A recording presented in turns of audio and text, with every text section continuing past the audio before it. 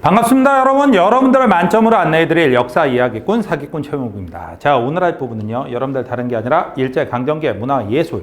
문화예술 분야에서도 당연히 일본에 저항하는 민족주의 활동들이 충분히 있었습니다. 우리나라 독립운동을 염원하는 것들이죠. 자, 어떤 게 있었는지 이제 하나씩 설명을 해드리도록 하죠. 제일 먼저 보는 건 여러분들 제일 중요한 게 바로 문학에서 여러분들 얘기를 할 거예요. 문학에서 무엇이 나오냐? 문학에서도 그런 게 나오냐? 나옵니다. 여러분들 연대별로 어떤 운동들이 있었는지 여러분들 확인해야 되는데 제일 먼저는 1910년대가 돼요. 일본의 통치 방식이 무단 통치일 때죠. 이 당시에 우리나라에서는 무슨 문학이 발달했냐? 계몽문학이라는 게 발달해요. 이 계몽문학이라는 거 대표적인 작품이 춘원 이광수가 썼던 무정이라는 작품이 있습니다. 이광수의 무정이라는 작품이 있어요. 이 무정은 1917년에 매일신보라고 할까? 매일신보 이름만 대도 가슴 아프다. 원래 대한매일신보였죠. 하지만 일본이 1910년에 이 대한매일신보, 배달의 대한매일신보를 사들여갖고 그냥 죽이기에는 진해가 당한 게 많으니까 복수했다라고 말씀드렸죠. 어떻게 한다? 대한자 떼고 매일신보로 해갖고 총독부 기관지로 바꾼 것. 거기다가 무정이라는 소설을 쓰게 됩니다. 이 무정에 보면은 지식인으로 커가는 근대적인 사람으로 커가는 이 젊은들의 성장 얘기가 들어가 있어요. 그래서 이걸 바로 계몽문학이라고 얘기를 합니다. 그러다가 1920년대로 갑니다. 20년대 일본이 문학 통치라는 걸로 바꿉니다. 하지만 이 문학하는 분들 겁이 좀 많을 수밖에 없습니다. 왜? 괜히 저항하다가 일본한테 당하는 거 아닌가 해갖고 이 당시에 많이 나왔던 것이 어떤 게 나오냐면 순수 문학을 하시는 분들이 꽤 있어요. 순수 문학이라는 건 바로 뭐가 되냐면 난 그냥 예술할 거야. 난 그냥 문학할 거야. 나 정치적인 거 싫어. 나 독립운동할 용기 없어. 그러면서 순수 문학. 이분들은 우린 욕하지 않습니다. 이분들은 무엇을 하냐? 난 순수 문학할 거고 내가 쓴 예쁜 글들을 잡지 같은 데다 바로 동인지 같은 것들을 만들어야 했고 순수 문학 하시는 분들은. 동인지. 이게 바로 창조, 폐허, 백조 이런 동인지들이 1920년대 주로 많이 나오게 되죠. 하지만 1920년대라는 것이 바로 뭐가 되냐면 여러분들 다른 게 아니라 사회주의 사상이 들어오는 시기입니다. 여러분들 사회주의 제가 설명을 드렸죠. 무조건 3.1운동 이후라고. 근데 사회주의 사상은 사회 변혁을, 사회 변화를 이걸 원합니다. 그래서 문학이라는 것도 당연히 사회 변혁에 이 세상을 바꾸는데 하나의 무기, 도구로서 활동이 돼야 돼요. 그런데 순수 문학이라는 것은 그냥 이 순수 문학은 여러분들 솔직히 말하면 현실 도피적입니다. 왜? 하늘에 둥둥 떠갖고 문학만 하는 거야. 그냥 세상에 어떻든 간에 나는 쓰고 싶은 글을 쓸 거야. 이런 얘기하는 거니까. 그러다 보니까 이걸 비판하는 모습이 나와요. 왜 문학가가 그렇게 많은 걸 배우고 많은 걸 알고 있으면서 왜 현실을 떠나서 둥둥 떠다니느냐. 이제 우린 현실 비판하고 이 현실을 바꿔야 된다라고 주장하면서 현실 참여 문학으로서 사회주의 문학이 발달하게 됩니다. 이 사회주의 문학을 뭐라고 하면 신경향파라고 얘기를 해요. 신경향파라고 얘기를 합니다. 이 사회주의 문학을 하시는 분들이 자 무엇을 만드냐면 여러분들 KAPF 그래갖고 여러분들 카프라는 조직을 만들어요. 카프는 코리아 아티스트 프롤레타리아 페더라치오 해갖고 나오는데 스펠링 물어보면 가만 안 둡니다. 알겠죠? 그런 것까지는 저는 못해요. 자, 그냥 사회주의 성향을 가진 예술가 동맹이라고 여러분들 생각을 해두시면 돼요. 노동자 계급을 위한 예술가 동맹 이렇게 생각하게 되는데 이분들 중 일부는 아예 프로문학이라고 하고 도대체 프로문학이라는 게 뭐냐? 여러분들 프롤레타리아 문학을 얘기를 해요. 프롤레타리아 문학이라면 굉장히 무엇을 강조하느냐? 다른 걸 강조하는 게 아니라 이제 계급 투쟁 같은 걸 강조하는 문학으로 빨간색이 훨씬 더 강해지는 이런 문학이 나오게 되죠. 하지만 이렇게 이 계급 차별, 계급 투쟁을 강조하는 문학이 나오자 그럴 게 아니라 바로 무엇? 이걸 또 비판하는 문학이다. 국민문학. 그런데 제가 무엇을 얘기를 하고 있습니까? 지금 무슨 색으로 쓰고 있는가? 파란색으로 쓰고 있죠? 이쪽은 민족주의 계열이에요. 이렇게 계급 투쟁을 하면 우리나라 민족 내에서도 싸움이 벌어진다. 자본가 계급과 노동자 계급의 싸움이 벌어지지 않느냐. 이건 잘못된 것 같다. 그러니까 노동자 계급과 자본가 계급이 싸우지 말고 우리 하나로 뭉쳐서 일단 독립부터 해야 되지 않느냐 하면서 민족주의 계열에서 합작을 하자는 주장을 하면서 이런 신경향파 프로문학을 좀 비판하는 모습들이 나오기도 해요. 자, 이런 게 있었다. 그리고 20년대도 여러분들 이런 순수 문학만 했던 게 아니라 저항 문학을 하신 분들이 있어요. 이 당시에 저항 문학이라면 여러분들 다른 분이 아니라 만해 한용운. 여러분들 들어보셨는지 모르겠습니다. 만해 한용운 하면 님의 침묵이다. 아, 님은 같습니다. 죄송합니다. 제가 이것까지밖에 못 외우네요. 제가 시를 거의 못 외워요. 자, 그 다음에 또 누가 있냐면 여러분들 또 하나는 이상화라는 분이 계세요. 자, 이상화라는 분은 빼앗긴 들에도 봄은 오는 거라는 아주 유명한 시가 있죠. 지금은 남의 땅, 빼앗긴 들에도 봄은 오는 거. 죄송합니다. 여기까지밖에 못 외워요. 자, 그 다음에 또 누가 있냐면 시문이라는 분이 계세요. 시문. 상록수라는 책을 쓰신 분인데 맞아요. 그것도 쓰셨지만 또 하나는 1920년대에는 무엇을 쓰셨냐면 그날이 오면은 삼각산이 일어나 두둥실 춤이라도 추고 여기까지밖에 못 외우네요. 죄송합니다. 자, 이런 저항 문학을 하시는 분들이 1920년대부터 등장을 하죠. 그러다가 몇 년대가 가느냐? 일본의 민족 말살 통치기 1930년대부터 1945년대까지 45년도까지 40년대가 되겠죠. 이 당시에는 아주 나쁜 사람들이 나옵니다. 아니, 어떤 게 나오냐면 일부 분들은 이런 거예요. 순수 문학.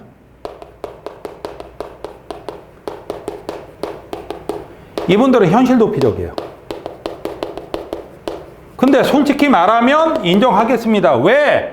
나 일본한테 협조할 생각은 없어. 하지만 일본한테 저항하기 너무 무서워. 그래서 나 그냥 문학할래. 난 그냥 순수 문학할래. 현실 도피적. 하지만 이분들은 전혀 욕하지 않습니다. 이분들은 욕하지 않는데 문제는 친일 문학하는 사람들이 나와요.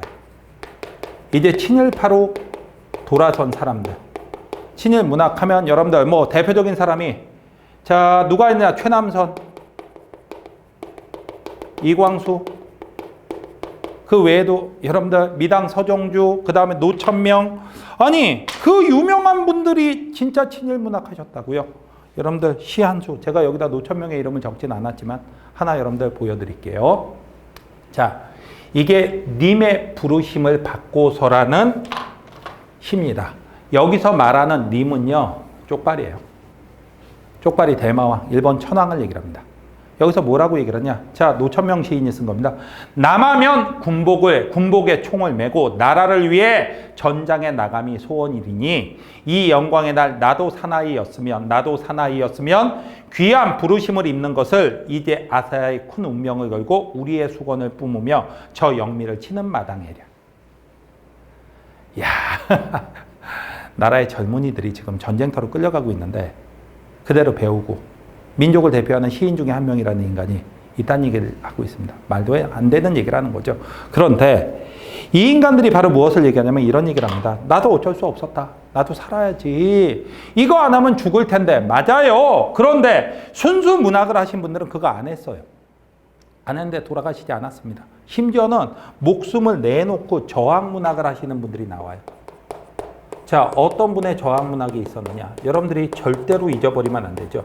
바로 이육사. 그 다음이 또 하나가 윤동주. 제가 아무리 이거 시험 대부를 해드리는 거지만 그래도 여러분들이 읽어야 될 시라서 여러분들 좀 정리를 해봤습니다. 뭐라고 되어 있느냐? 광야라는 시예요. 여러분들이 교과서에서도 본 학생들이 있을 거고요. 그 다음에 따로 읽은 학생도 있을 겁니다. 까마득한 날에 하늘이 처음 열리고 어대 닭 우는 소리 들렸으랴. 모든 산맥들이 바다를 연모해 휘달릴 때도 차마 이곳을 범하던 못하였으리라. 끊임없는 광음을 부지런한 계절이 피어선지고 큰 강물이 비로소 길을 열었다. 지금 눈날이고 매와 양기 홀로 아득하니 내 여기 가난한 노래에 시를 부려라. 다시 천고의 뒤에 백마 타고 오는 초인이 있어 이 광야에서 목 놓아 부르게 하리라. 지금 우리 민족이 얼마나 힘든지를 정말 우리 민족이 정말 대단한 민족인데 어떤 역경을 당하고 있는지를 잘 그려놨습니다. 그리고 언젠가는 독립을 하고야 말겠다는 의지 같은 게 보여요. 그리고 제가 또 좋아하는 시죠. 서시 윤동주님의 시입니다. 죽는 날까지 하늘을 우러러 한 점 부끄러움이 없기를 잎새이는 바람에도 나는 괴로워하였다. 별을 노래하는 마음으로 모든 죽어가는 것을 사랑해야지. 그리고 나한테 주어진 길을 걸어가야겠다. 오늘 밤에도 별이 바람에 스치운다. 저 정말 시 못 외웁니다. 시 못 외우는데 이 시 한 편만은 제가 정말로 외우고 있어요. 너무 감동적이었고 너무 좋아서. 알겠습니까, 여러분들? 이런 분들이 계십니다. 이분들 저항하시다가 감옥에서 목숨을 잃으시게 됐죠. 하지만 끝까지 저항하신 분들. 자, 솔직히 말합시다. 뭐라고 얘기했느냐? 이런 얘기를 해요. 나도 어쩔 수 없었다라고. 하지만 이런 분들이 계시는데 거기다 대고 나도 어쩔 수 없다라는 얘기는 너무 비겁한 얘기 아닙니까? 좀 지나치게 비겁한 얘기가 되죠. 알겠죠? 차라리 숨든지. 그런데 지가 잘났다고 그렇게 활동하고 좀 너무했었습니다. 알겠습니까? 이런 게 문학에서 나오기도 한다. 자, 그 다음에 이제 음악에서는 이거 뭐 설명을 해야 되는지 좀 헷갈리긴 한데 아닉테, 코리아 환타지 같은 아닉테, 지금 애국가의 원곡이 되기도 했죠. 자, 그 다음이 홍남파, 봉선화해. 우리 밑에선 봉선화야 내 모양이 처량하다. 우리 민족의 그 처지에 대해서 그렇게 잘하는데 이 양반도 변절한 걸로 제가 알고 있습니다. 에휴. 자, 음악이 있었고요. 그 다음에 회화에서는 뭐 다른 분들까지 얘기하진 않겠습니다. 누굴 얘기하느냐? 여러분들 소그림으로 굉장히 유명한 분이 계시죠. 소그림으로 굉장히 유명한 분. 자, 갑자기 제가 이름이 이중섭. 갑자기 이름이 생각이 안 났어요. 이중섭 화가. 자, 어떤 그림으로 유명하냐? 이 그림으로 대단히 유명합니다. 이 그림 외에도 제가 솔직히 더 좋아하는 그림들은 그 은박지에, 담배 은박지에다 그린 그림이 있어요. 어린아이들 노는 것 같은 그림. 그런데 그거는 6.25 전쟁 중에 자신의 아이들을 그리워하면서 그린 그림이라고 얘기를 하세요. 어쨌든 이런 소그림으로 유명한 서양화에서 이중섭 화백 같은 분들이 나오기도 했었다. 이렇게 여러분들이 기억을 해 두십시오. 자, 그 다음에 연극에서도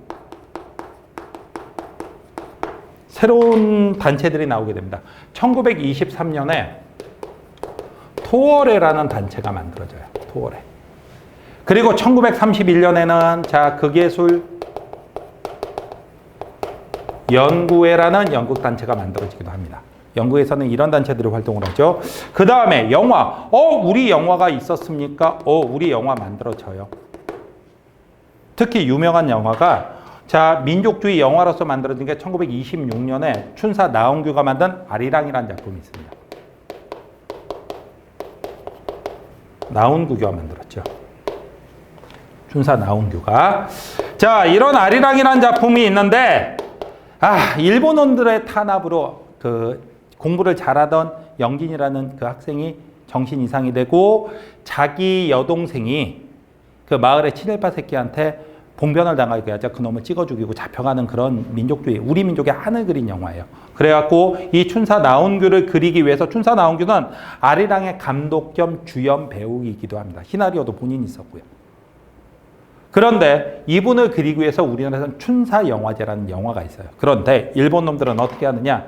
우리 영화 이제 탄압해야 되겠죠. 그래갖고 1940년에 조선 영화령이라는 걸 내리게 됩니다. 조선 영화령을 내려갖고 바로 무엇이냐? 이제 뭐 다른 거 아닙니다. 우리나라에서 만들어지는 모든 영화는 일본어로 제작되어야 하며 그 다음에 일본의 침략 전쟁을 찬양하는 영화만 촬영할 수 있다라고 정해놓은 거예요. 그러니까 말도 안 되는 거죠. 영화 탄압을 아주 심하게 했었다. 이런 것들이 있었다라고 여러분들이 기억을 해두시면 돼요. 자, 그렇다면 이런 문학, 예술 뭐 이런 장르에서 어떤 문제가 출제가 될 수 있는지 여러분들 한번 보도록 하죠. 문제 1번입니다. 다음 중 1920년대 문해활동으로 옳지 않은 것은 여러분들 1920년대라고 얘기를 했습니다. 잘 보시면 돼요. 나홍규가 영화 아리랑을 1926년이니까 맞죠. 창조, 폐허 등의 동인지 여러분들 20년대 문학에서 무엇이 순수문학 하면서 동인지 만든다라고 얘기를 했어요. 토어레가 조직되어 신국운동 1923년도부터니까 맞는 얘기. 이광수가 무정을 매일신보에 연재 이거는 1910년대 1917년의 얘기가 되겠죠. 계몽문학으로 틀렸죠. 사회주의 영향을 받은 신경향파 문학이 대두화했다. 맞는 얘기죠. 그 다음에 2번 문제가 됩니다. 자, 2번 문제 보겠습니다, 여러분들. 가시계 문화에 대한 설명으로 옳지 않은 것은 여러분들 옳지 않은 것이에요, 분명히. 1937년 중일전쟁, 그 다음에 45년 일본 패망해갖고 나왔죠. 37년부터 45년까지의 상황이 되는 겁니다. 여러분들 보죠. 조선 영화령이 발표가 되었다. 1940년. 오, 이거 맞는 얘기죠. 조선일보와 동아일보가 신문이 폐간된 것도 역시 40년경에 다 폐간이 됩니다. 그 다음에 일부 문학가 예술가들이 친일행위에 앞장섰다. 맞죠? 조선 프롤레타리아 예술가 동맹 카푸? 잠깐만. 아까 제가 스펠링 물어보면 난리친다고. 이거 20년대 얘기인데? 그러니까 여러분들 몇 번? 4번이 틀렸죠. 이육사 용동주 등의 저항 문학가들이 탄압을 받았다. 그래서 답이 되는 건 4번이 되죠. 자, 이렇게 해갖고 여러분들 일제강점기의 문화예술까지 여러분들 다 살펴봤습니다. 다음 주부터는 여러분들 다음 강부터 이제 현대사로 들어갈 거예요. 이번 강의 너무 고생하셨고요. 여러분들 다음 강좌에서 뵙도록 하죠.